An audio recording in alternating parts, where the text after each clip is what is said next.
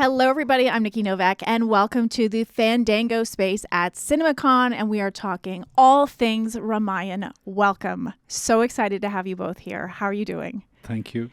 Jet lagged? Not jet lagged.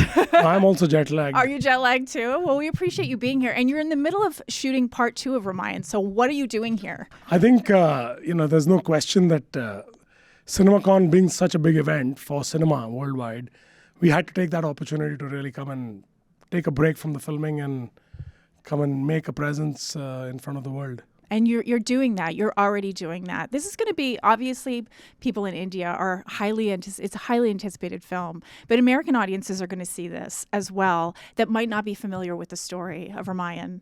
It is so, epic isn't even the word for the film and the story of Ramayan, but if there's any way you could sort of introduce our audience to the story. So Ramayan, as you say it very well, is the quintessential story or the foundational story of Indian culture. It really represents, the belief system on which billions of people on the planet really have, followed this generation after generation. It's told in a manner that really is here to educate and inform society at large. And I think the characters, which are we all believe as God, Lord Ram, Ravana, who's the reason why Lord Ram has to take birth and, come and bring balance into the universe, are larger than life, people to learn about. And it really is a perspective on how you see, a timeless story like that sort of continues to inspire not just India or Indian cinema, but world cinema. Because these stories, these characters are sort of represented in thousands of movies and folk tales over and over again, and has done so incredibly well. Yeah, we were talking a little bit before this interview, and you used 2 films to sort of describe what it's like working on this film. Yeah, I think for the Western audience, I always love to give the comparison of, it's like an Avatar meets Gladiator moment, where you see the absolutely wonderful world of Avatar, but the human story of Gladiator, where you sort of have that emotion and that graph of how these two sort of worlds coexist. I know there's been many, many iterations. People love this story. It's such an endearing story. And you said there was no other character you wanted to play than Ravana. And I just want to know, for maybe your Indian audiences too, that are anticipating your interpretation of this character. Pure evil, complicated. How did you begin to approach playing this character? Did you already have an idea, and did it evolve as you began shooting? I think we all are very familiar with the world because we've grown up listening to these stories and it's been part of our culture, belief system. So it's nothing new. It's not like any movie story where you really have to sit down and break it down thinking that I'll present it this way. But most importantly, I think every character has got its point of view, and most of the times whatever they do, they believe in it. So that's the most important aspect. I think even in today's world, anybody doing anything, the point of view is the issue. All of us are right in our own way. I think Ramayana as a story, it's not just about good guy or a bad guy. It's also about telling you that you might be the greatest in everything. You might possess the all the best skills, or you are like the guy in that generation. You know everything. You're good in music. You're good in scriptures. I mean, you know everything, but still your judgment matters. The kind of actions you take, we call it karma. So it's very important for us to understand that. I think that's what I followed. I completely went with the directors, and also Namit was being a major part in the script, so I just went with it. Yes, as an actor I had to bring in my take as well, so I just followed the basic things that he believes in, whatever he does. I think that's the most important aspect of any character, and he's such a layered character, so I always wanted to play this character in Ramayana. So I loved it. What does he believe in? Oh, he believes in many things. He's fighting for his people. His cause is noble according to him. But like always, the problem is there's a very thin line between confidence and arrogance. So I think that's where it really plays out in a unique way in this film. And I would love for you both to talk about this dynamic between your character and Lord Ram. I think everybody's really excited to see that. If you can talk about behind the scenes, creating that chemistry and what it has been like. I'll just add that obviously Yash is being very understated in how he presents the character that he has played. I think there is nobody better than him to have brought in that flair and that energy on screen. And I think that's something that the world will watch and be incredibly enthused by. One of the places from where I got excited was when I heard the narration of the script, and what really established itself very, very interestingly was, what did Ravan do that, Ram had to come into the world and resolve that. And that, I think, is obviously I'd love for people to discover that in the film. And even though it's a story that, like Yash said, everybody knows and has seen it many, many times, but the way he's played that character and the way Ranbir has played Ram, I think will really be exciting for the world at large to really experience a very, very exciting way to sort of experience this epic. What has your relationship like with Ranbir on set, and how did you two create that dynamic? Interestingly, we both have never come together on screen in this film. So because, as you all know, it's a two-part film. So in the first part, I think I have Ravana. As Ravana, I have my own kingdom, and Rama has his own kingdom. But we have met a couple of times, and he's such a fabulous actor, and I think it's mutual respect which has played out, and chemistry is like when you're out to do something phenomenal, and it's as ambitious as Ramayana. All of us have a single agenda to give our best to present this story. So I think our visions are aligned, and so the chemistry is not even an issue. We're enjoying. Ambition is a great word, because this is a very ambitious undertaking in terms of doing this as a two-parter. Like you said, you're in the middle of shooting part 2. This is being shot for IMAX. Can you talk about, this is a big year for epic films. We have Dune 3, we have The Odyssey, your film.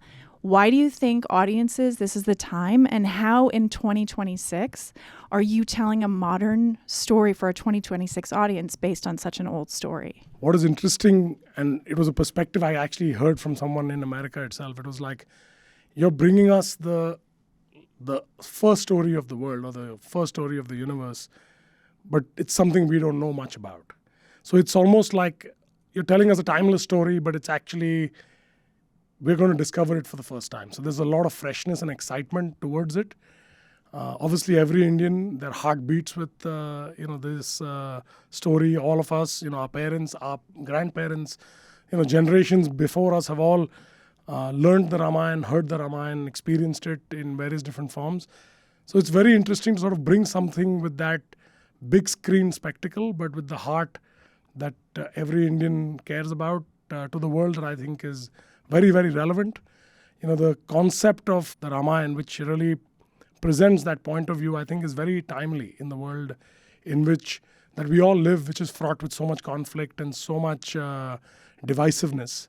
I think some of these philosophies are very interesting in the way they are presented without being preachy. They actually can really bring people together in a very interesting way. And I think that's where I feel it's a very relevant, presentation. And I think with all the other epics that you just mentioned, I think the world and the audiences in cinemas want to see something that is new and different. And the mindset is a lot more open to consume different types of stories. I think we've all seen enough of the same fare, but I think now it's about what new can we bring.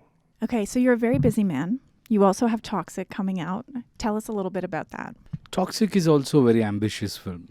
For the first time, I think we have shot that film in English as well. So as a concept of the film, it's very layered. Once again, it's not a typical gangster action story. For the face value, it will look like a gangster movie with a lot of action, but it has got deep psychology, and it's got very interesting aspects of human life where you can resonate with, and it's a very unique way to present a dark character is what I feel. It was very exciting, and some of the best technicians, my director Geetu Mohandas has really given a new take on a gangster film. and I think I enjoyed it. It's going to be a visual treat as well as something which makes a huge impact on audience psychology as well. Yeah, what made it fresh for you as an actor, and visually, like, what can you tease? See, it's I've never done. Although I've played gangster characters, as I told you, I love playing dark characters because as an actor, you get a lot of things to explore. There is no boundary when you play a dark character. So this movie had many shades of those characters and lots of looks and lots of performers. Great actors have come together to put it together. Like in India, if I have to say, it's a world on its own. So you go 200 kilometers from one particular state, you'll find another language there. So it's full of different culture, different kind of languages people speak. So to bring it together, I think recently we have figured a way to dub films, and as a concept, everybody watches it as pan-India films.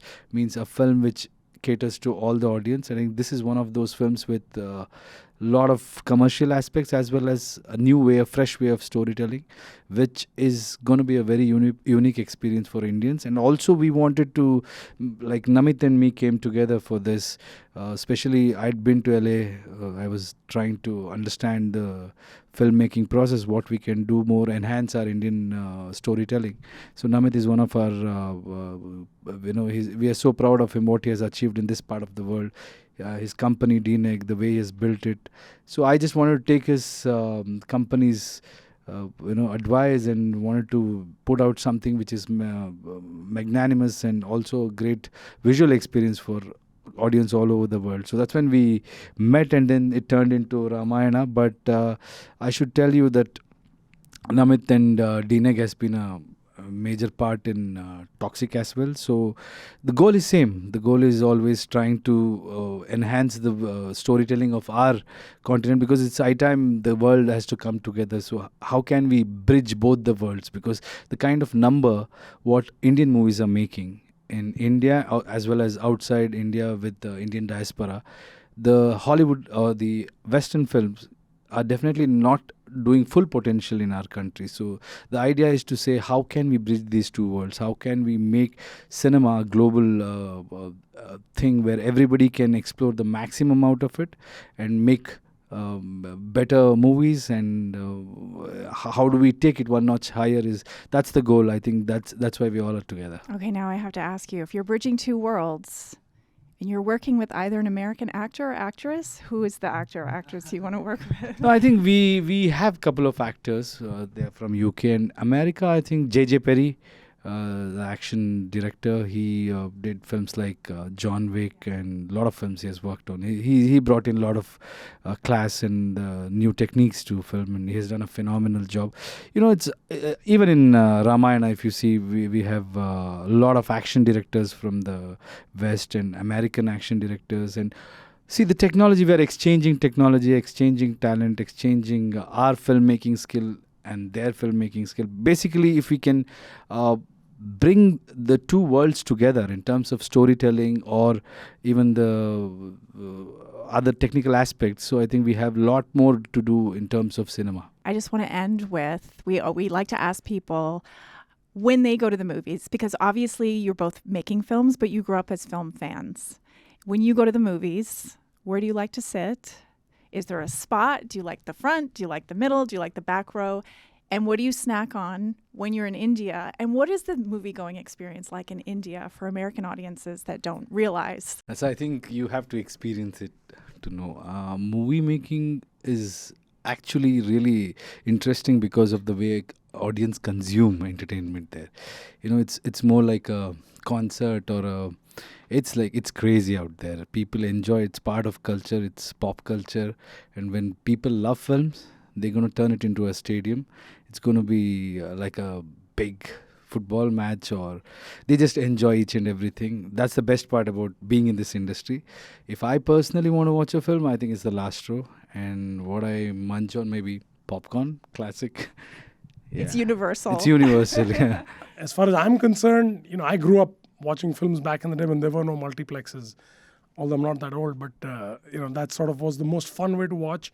There's an Indian food called vada pav, which is basically, it's like a fried potato ball which comes in a bread, and you sort of have that with a whole bunch of people sitting together and literally, almost like as Yash said, they're almost like in an event where you can actually stand up and dance on your favorite song. People are sometimes throwing coins on the screen. Yeah. So it's a very, very exciting way to watch it. And it's, while you have depending on the kind of film you watch, you will want to watch it either in the back row or, we have the balcony and the stall and you sit in the stall and really where people are a lot more free and celebrate cinema in a very different way. So I kind of enjoy both depending on the kind of film. Hollywood films I like to sit back and watch. The Indian films I like to be part of that energy. I do too. I love party. I like going to premieres because people really cheer and they really celebrate. Get I into think it. the front rows are the best ones. Like he said, there is a culture where you throw coins when their favorite actor comes on screen, or Where's coins? I need coins here. So it's fun out There's there. a lot You of need coins to thrown when he yes, appears I on can screen. imagine. I can imagine. Okay, last question. No matter what country you see this film in, why do people have to see this on the biggest screen possible? What are they in for in terms of, like, I've seen a little bit of footage. It looks beyond epic. The action, just tease what people are in for, no matter where they see this film, and why does it have to be seen on a big screen? So I think one is that it's not the biggest screen and the biggest sound. To me, is really the celebration of the most complete emotion that you can have, and then the more immersive we can make it. I think because we're taking you to a time period over 5,000 years ago, so you want to see it. You want to immerse yourself in the world and discover the beauty and the chaos at the same time. And that's why, the way we've shot it, the way we've captured it in, the best way we can, I think is going to be enjoyed, incredibly on that big screen. We have music by Hans Zimmer and A.R. Rahman, which again will, I think, add a whole new texture in terms of the audio-visual experience, which I'm very, very confident of. And I think no place better than the cinema to actually enjoy that. I think cinema has to offer entertainment. At the same time, you need to have something to take home with, is what I believe. Not being preachy, but this film has got substance which will stay with you for a very long time. The very reason the story has stayed for so long, and it's gone beyond boundaries, like it's transcended to many cultures. People own it. There must be some reason, and I think to watch it on big screen in today's technology, I think it will be a unique experience for audience, and I think they should enjoy it in big screen. Also, like he said, wherever you watch, the cinema has to connect with the audience in terms of the story and the emotions, which is obviously there. But the kind of technicians or the kind of technology used in this film will make it more special, and it will be a great experience. Well, thank you both so much. Thank you for joining us in Vegas. I hope you have a great time, and best wishes for the rest of part 2. Thank you. Thank you.